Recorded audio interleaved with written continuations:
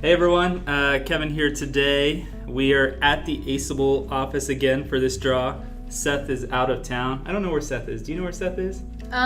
Seth just told me I'm not going to be here tomorrow and I don't ask follow-up questions. Okay, very ominous. So I, as Kevin, get to draw whatever I want, and he will tell me later if I messed up, and we will have a follow-up video. When you messed up. Yeah, when I mess up, thanks.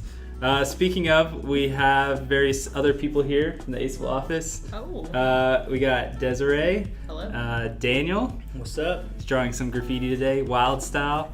We got Anna. Hello. Audrey. Hi. And Sam. Howdy.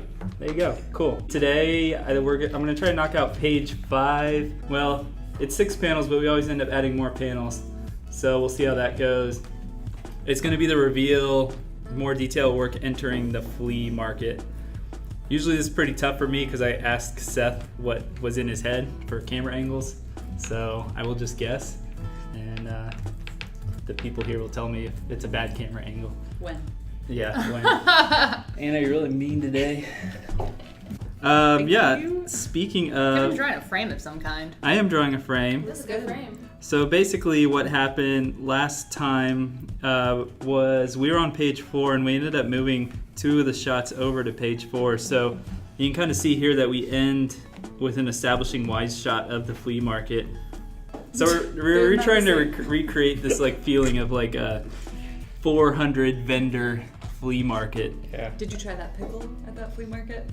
I just remember always getting like a fresh funnel cake, and you're thinking, that's fun. wow, this smells so good, and then suddenly the wind blows by and you get that like, Delicious dump smell. yeah. Kind of The smell ruins of the broccoli that ruins the Desiree's whole, currently eating. the whole funnel cake experience for I am you. history's worst monster for bringing way more broccoli than there is salmon, let's be frank, into this room. We're for in a everyone closed to room. smell.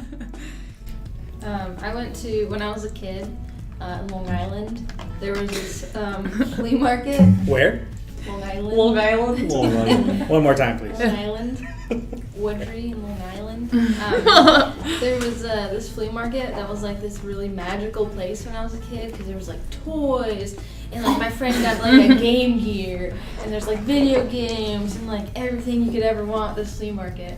And then like I move away from there. I don't go back to the flea market for I don't know like a decade or two. Like it's a long time. So I like go back and visit my dad in Long Island, and then we go to the flea market, and it's like the saddest place in the world. I don't know if it's like just my perception had changed in this flea market, or like it actually became like a sad place. Probably now that both. The internet is a thing, Yeah. but like it like ruined every like memory I had of that flea market. When you think about it, Amazon is the world's flea market now. Right. You can get anything Pickles. there. You can get pickles on They'll Amazon. pickle anything for Yeah. you on In Amazon.com. Long Island flea market, you cannot get a pickle. I'll say that. Wow. You get like Italian ice. Sounds like a thrift shop. Yeah. More than a- What's this more than even? a It flea sounds like a market. shanty town, not a real flea market. There's no pickles. Listen, It's run On down. Long Island, we are a sophisticated people. Long Island. What's the difference between a flea market and a swap meet? Is there a fundamental What's a difference? swap meet? Well, Oh, is that a Southern California thing? yeah, swap meets What the are, fuck? yeah. It's kind of the same thing. It's sort of the same thing, like a swap meet, yeah. Is there money involved in a swap meet though? I thought it was like bartering. Well, no, there's money involved as well, but a lot of the times, yeah, it's like you trade something off for something else. There's a lot of So trading weird. going on, and that's why they call it. I guess- It became super popular with like trading work and like trading crafts and things that you have. Huh. Yeah. I think of Then it for like baby clothes. Mm. When you've got like a kid that gets too big for whatever they're wearing and you go to a swap meet and swap it out. I just know like in the car community and like car culture, yeah. they use it a lot to like display whatever kind of work your shop does, Oh, and then okay. like you can go display your shop work as well or whatever parts you have, and then like you trade Right. like services or parts or whatever. That sounds like a better use of what the swap meet in Costa Mesa, California is, which is essentially a flea market. Yeah. There's none of that wholesome community Right. bartering system. It's just cash for like cheap rugs. right. You'd never That have just too sounds many like a cheap flea rugs. market. You're swapping Are we talking like cash. toupees? They or like a misnumber. rug? Yes, both. How do you Whatever deal kind with- of rug you want, they'll pickle it. How do you convey all the detail that you normally find in a flea market? I think In that small window. I think too, like it looks smaller when I'm drawing it, but this is where I really trip myself up, because I'll probably do a print pass this time, because like if we're doing it here, it's sideways for the watcher, but like we actually get a lot of room, like a lot of good room to detail, and that's too like where I'll establish like a wide shot, and that's why I'll take like the full page. So you really still got like 7 inches wide, where you can pack a decent amount of detail in, or it's like you just sort of give the sense of clutter, and then it can like fade out as the details go into the background. Right. But Kevin, what year is this set? Decade? you know, we kind of talked about that in the last episode. There's definitely no one's on cell phones, Yeah. and Because the Amazon thing is an interesting Yeah. point. This is peak flea market time. so it's like DVDs. I think if people have cell phones, it's probably flip phones. The razor. Yeah, maybe not even the Razor. Maybe like Nokia's.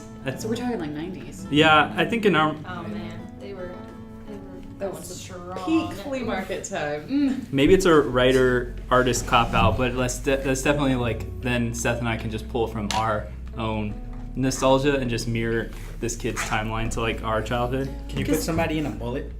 Can you draw somebody? There definitely are going to be people in mullets. Hell The yeah. 90s kids. That's Yeah. definitely flea market 90s. When you say pull from your experiences as a child, is that because you too found a magic sword as a child who led you to destroy Oh. the world's evil? Yeah, it's just a classic 90s. Did you have a pet Experience.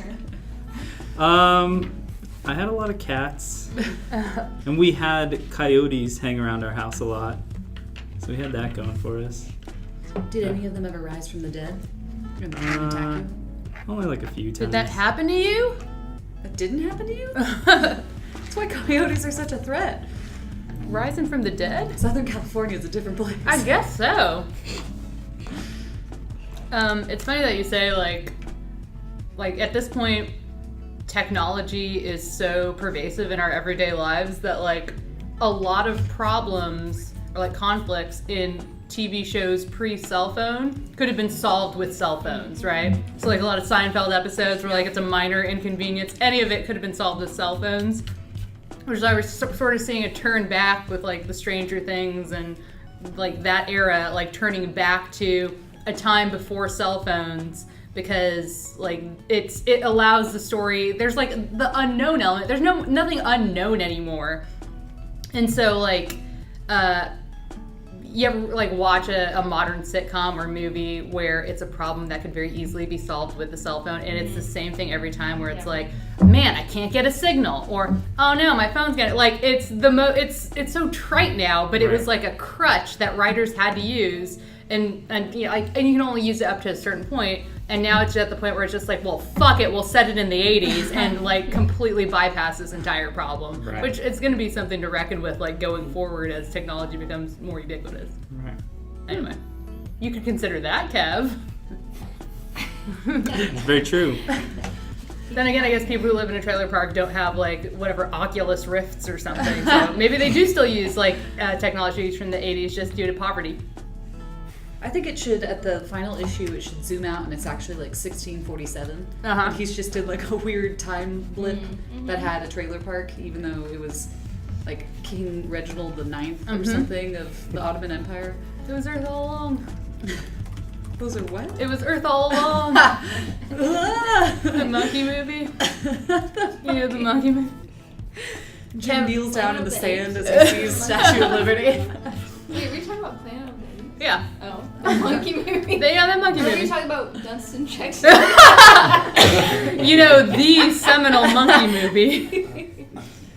Do you have any like source material in your mind, Kev, of like famous flea market scenes from movies? From movies? Or like I can't even think of a flea market scene from a movie, but like we went all the time. It's kind of funny, like I didn't know Seth until like I guess post college, but then I would just come over, and then one of my first experiences, they were like, "Oh, do you want to go to the flea market?" And then I was like, "Yeah, sure, I guess." But yeah, they went, and then we just bought like luchador masks, and Seth's a big movie buff, so he bought a bunch of DVDs and stuff, I remember. Classic. But yeah,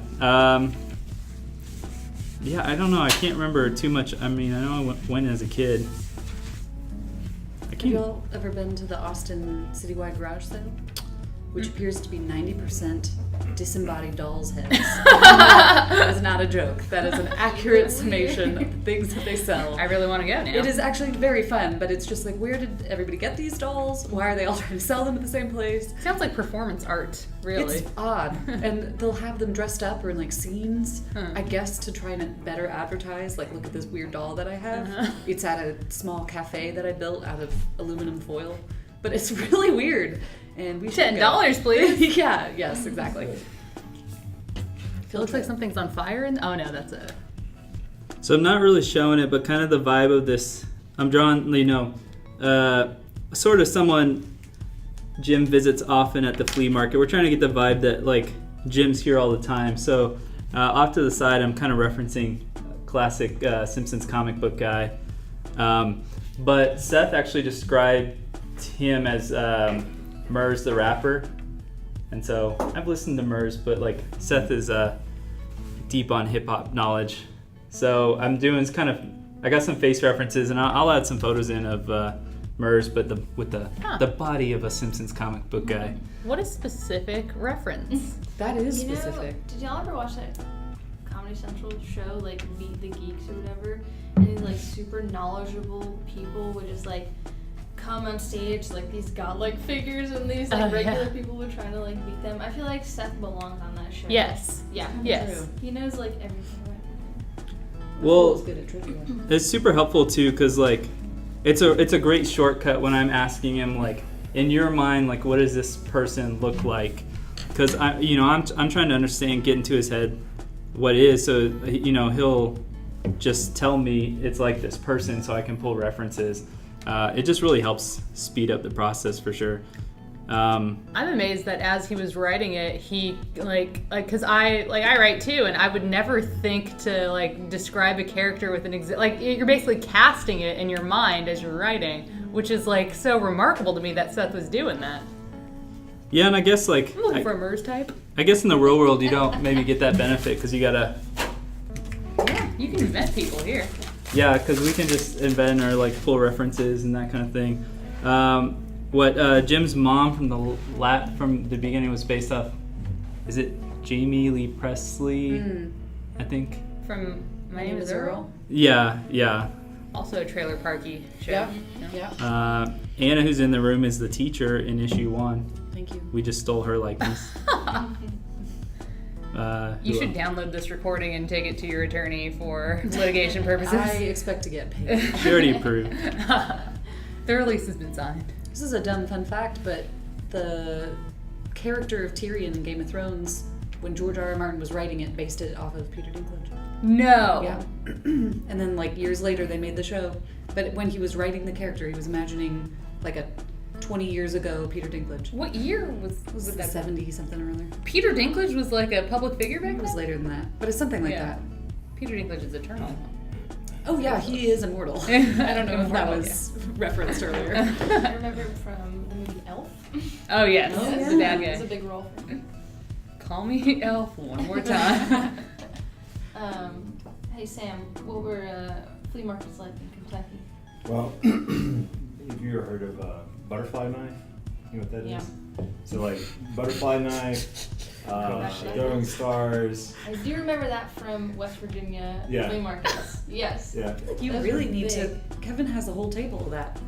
Oh. You'll need to sync up on a Nunchuck. weapon Oh yeah. dealer. Nunchucks. Yeah, nunchucks.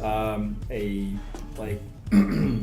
plastic box where cash rolls around and you get in and you try to grab it and it's like impossible to Oh, get. you don't have those. Turkey legs. Like chickens and cat. I remember chickens for sure. Oh, like pecking around. Like you can buy them. Like they are Live alive? chickens? Mm-hmm. Okay. Yeah. Oh. Yeah. Yeah, I mean, they had, I'm thinking of the Expo, but it's similar. Yeah. But you just like little things that are, belt buckles with your name on it. You wanted that. Nice. Yeah, Yeah.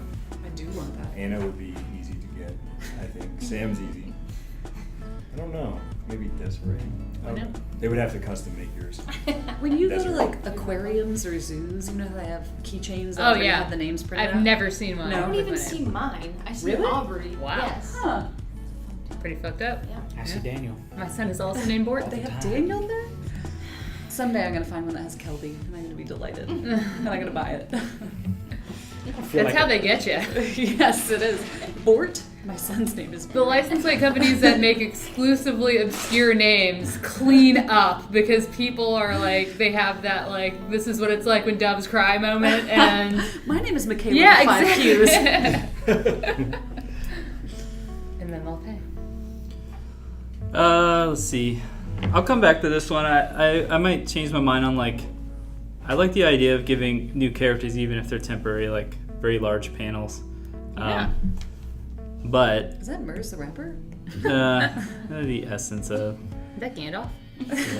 yeah. It's like comic book references. Hey, you got all the references. That's great. So we'll see. I think too, this is where we're getting back to like some of the stuff Seth and I talked about in the last one about like 180 rule, or just making sure like you keep everyone on like the right location. And so if you flip around where they are, that it's intentional, or like there's an emotional moment that calls for it. But I'll often draw like, I'm most comfortable drawing left side looking to the right, so I'll often just draw it and then flip it, which I guess is just a weird thing about Left me. side, looking to the That's interesting. Why do you think that is? Is it something to do with being left-handed? I don't know, it's kind of funny. Seth and I talk like every time he envisions a scene, I flip it in my head. And then, so when I draw it, he's like, oh, all of these are flipped. So I'll even intentionally just figure that's what he meant now, and I'll intentionally flip it, assuming he's not doing the same thing. But Yeah, you're both going to start now Yeah. preempting the other one. But yeah. What else are you drawing in that scene there? Really, this whole scene is just an introduction to this character, Craig, who's just sort of like, Craig's the cool one. So we're gonna meet two vendors in this. One sleazy. Craig is just the cool guy that sells DVD and manga. Manga? Mangoes? Mangoes. Damn it. Also, Mangoes and first. mangas. Shoot, what's My the two store favorite. that's just manga and mango? Yes. So good. And then the next door is like anima. Yeah. Animas. Whatever you want. Anime and animas. Come on by. Yeah. The worst strip mall in history. Yeah. You got shut down. Can you give the skeezy vendor a mullet per Daniel's earlier point? I think he will. So Nice. I'll talk about it more when we get to that page. Let me see. a curly mullet. Ooh, that Kenny sounds Powers? like the worst thing I've ever heard of. A curly wet mullet. Danny McBride. Here, Like- this is how he describes Dwayne, who will be the sleazy one. It'll be panel 7. Dwayne. There's a guy behind the table with a horrible crustache, a stained white tank top, torn jeans, and a trucker hat that reads "Gone Squatchin'." This is Dwayne. the so- detail. I think he can very easily have a mullet. This is the guy that sells the knives, machetes, swords, nunchucks that exist at every flea market. The flea market I used to go to outside LaGrange sold Nazi swords. No. I don't know if that was a common theme, but Were they real? Yeah, or replica. One is worse than the other. I don't know. Which It was- one is worse? It was very interesting. Replica has to be worse, Yeah, right? I guess Because you're it's like, true. I Somebody's revere it so much. manufacturing these. Not like, oh, this is a piece Yeah, I of found history, it. bad Yeah. history, but I made a new Nazi sword. This is when Kevin pulls out a Nazi sword. He's like, I bought it for reference. The gross guy should have a Nazi sword. Yeah. Weird Easter egg. Maybe don't do that. Never mind. Nazis weren't around though in the 90s. It was just in the 30s and now, but there was a whole stretch where we didn't have them. Yikes. Sorry, I didn't mean to get political on your live draw. Too late. Let's get into this. Nazis, are they good or bad? They're bad. Let's go ahead and just make that They're statement bad. now. Get the fuck out. If you think they're good, don't listen to Kevin's YouTubes anymore. Sorry, Kev, I had to Do you make have a that title for executive this call. podcast series? No. Kevin draws. Yeah. This is where I usually ask for Seth's help. So it says Craig gives Jim a dap and is clearly happy to see him. And there's 2 dialogue boxes.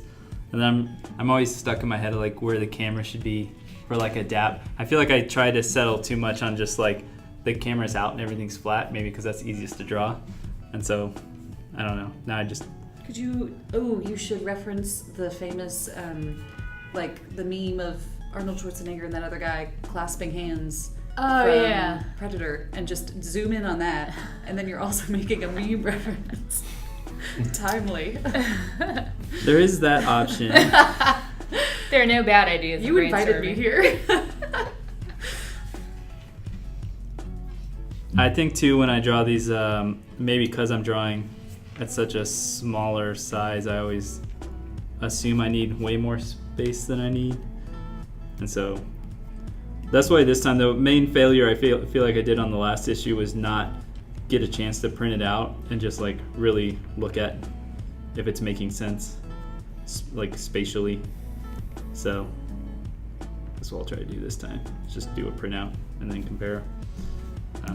But yeah. Have you ever talked about like what your favorite, maybe like what your favorite comic is, like story-wise, and or what your favorite comic is like visually, and is it the same? Are they different? I think for sure, visually, maybe even somewhat story-wise, would be Saga. Fiona Staples is just like, in my mind, like one of the best artists. So probably that. Paper Girls is a really good story. What are some other really good ones? I think there's some really good. Akira. Yeah. Story-wise, Akira. Spider-Man. Just kidding. I don't really know. I don't really know either. I just wanted to hear what Kevin had to say. I think too. I mean, I really like Watchmen. Yeah. I've really the Saga one, like all the stuff Brian K. Vaughan writes, which is like Paper Girls and Saga and so many others. I always like the way he does characters and that kind of thing. So I usually will pick up anything he's attached to, and which is a lot. So Is Saga ongoing or is it concluded, story-wise? I think it's gotten going. They're just about to release like a large book 3, like a large binding. Cool. Is anyone else confused why there's a Watchmen show coming out? Yeah, It makes why? me feel like now. Money. It's just so strange. The movie came out in like 12, 15, like a long time ago. Yeah. I thought the movie was fine. I It's feel like fine. I don't need to know anymore. I don't need a TV show. I'm good. But I'll probably watch it. I will Just be like I'll tuning probably in. watch His Dark Materials new show. I don't need it. The books are like the best books I've ever read. Really? Yeah. I didn't know that about you. Yep. What did I read? I didn't know you knew Yeah, that. I can. Honestly. Yeah. This is new information for me. Did y'all see the Dark Crystal trailer? Oh yeah, it looked It's good. pretty good. Is it where is that going to be? Netflix, I think. Hmm. And it's based, I don't know if it's like set after the storyline of the movie, but it is Jim Henson's Dark Crystal. Looks like puppets and stuff. Huh. Yeah. Oh, that's what that was. The show or the trailer? The isn't Dark Crystal? Isn't that like a Oh, the movie, yeah. from the I don't know, 90s or? Yeah. 80s maybe? Somewhere in there? Yeah. Okay. Yes. We should watch it over consecutive lunches. It'll Yeah. take about 4.5 weeks. Yeah. We'll watch like 20 minutes at a time because somebody will figure out how to turn the volume up on the TV for half of lunch. That's So, true. yeah. Kevin should draw during it. Great. Let's definitely do that. And so these last two, I don't know. I might keep the camera the same. A good thing to do in comics is what you can do is keep the camera angle the exact same, and then really emphasize on like the change in movements, which lets it can be like a nicer beat to just focus on the characters without someone's brain having to like reestablish the shot. So I think that's what I'm just gonna do here. And I think what I'll do when I go back for the not thumbnails for the final rough pass is just really focus on getting like a nice camera angle that works for both. But we kind of just have this little moment where he's like like looking through the comics or whatever, or DVD to find what I think it's a manga, and then like getting to see that Jim is kind of still a kid and just super excited to see if the latest issue of What He Wants is out before like shit gets real. I think I like this issue because it's kind of the nice calm beat in like a normal, you kind of get to see a normal day in the life of Jim, which is just nice when things are gonna go crazy. It can be like all action all the time, right? Yeah, but I think you really get a chance to get a sense of the character, which is just cool. So let's see. Kevin, do you have books that you've read written by other comic artists that kind of give you, like, how do you know what you know about creating a cogent story that is easy for a person's brain? I'll have to bring it up on the next podcast because I don't have it in front of me, but there's this really amazing comic book that like lays out how to storyboard. It's more meant for movies, but then there's a whole section at the end of like, how could you take that knowledge into comics? And so I think there's a lot of the same, or at least how we process it. I'd be curious to know how like other comic artists do it. Is like Seth kind of has like a writing background towards movies anyways and shows, so we kind of storyboard everything out as if it was a movie basically, and then we'll talk about shots and everything in that manner. So but that's a really amazing comic. And then I'll just like I have Saga, Paper Girls, just like all of my top favorite artists on panel layout and like ink styles, and I'll just keep them on. I don't have them here, but I usually when I start doing the next stage, just keep them on my desk and just flip through them constantly, and like I'll have a sense of what I want, but then just try to find the source that kind of matches it. The basics though is like you always want to be reading left to right, and like sort of at a top-down angle, so like the page should sort of zigzag in some manner, just like flowing that way towards like from the top left to the bottom right, and then that's sort of the ideal. And then if you start breaking it, you want to break it intentionally in ways. So these are very simple pages right now. Like we had 4 panels down. Again, what we're doing here is by having less panels and more standard shapes, we're slowing down. We're not giving a reader a lot to have to worry about. It lets them focus on the character and the scene, and it slows it down to like a moment in the day. But I think if we pan back over, I would even say like I was on the fence about opening the comic with this heavy a scene, but what we still tried to do here is like, I'll do a red line. Even though we kind of get the track, we try to make sure the bubbles are going down there, and then we're kind of trying to do again, we track the flow of the text bubbles across the page, and then again you kind of get the reveal to the final bump. And then within each panel you can do things to draw the reader's attention to the thing. Like we're going to have a little, I guess, manga style line arrow there. So we're okay like adding fun little things to call attention, like we're going to intentionally have an exclamation mark in the thing. But again, that's where Seth and I spend a lot of debating, is like, how do we fit all this in but kind of keep a flow? Because these pages are really busy, but we did it because you often want to split off a panel to show action. So like this 3 are the same sort of thing. It's like 3 moments of action in time. But yeah. Does it look more busy in black and white than it ends up looking in color? Yeah, these lines are really heavy. Yeah. So, I mean, this is about the size of the comic, again, sideways for most people. But even that line, my final line is going to be like that red line. Oh, okay. And so a lot of this is way heavier than it will be. And then we'll be doing a video of it. What I'm going to do is thumbnails first, and then we're going to come back and panel everything in Clip Studio, and then you'll start to get a sense of like the line width of this panel kind of helps dictate the line width of the characters, at least how I choose to do the width. And so it gives me guidance to remember, like, don't go over this heavy line width. So it should clean up. It shouldn't look as busy. Definitely the roughness adds to it. But this one's pretty simple too. It's always good to establish this. I think same as the show, you want to establish the shot first. We would usually do a big panel, but we're just establishing the feeling of a sunny day. Usually we'd establish the location, but he's in the same location as the last issue, so if you'd kept reading, we didn't want to reestablish. So it's more about this is a new morning with Jim, and we focus on that. Then we show that, again, he's in the backyard with Grandpa, back to him. But again, we're still flowing top, left, bottom, right. So, but yeah, we're out of time for this one, but yeah, we'll call it for today, and thanks everyone for listening. Bye. Bye. Bye. Bye. Bye. Bye bye. Adios.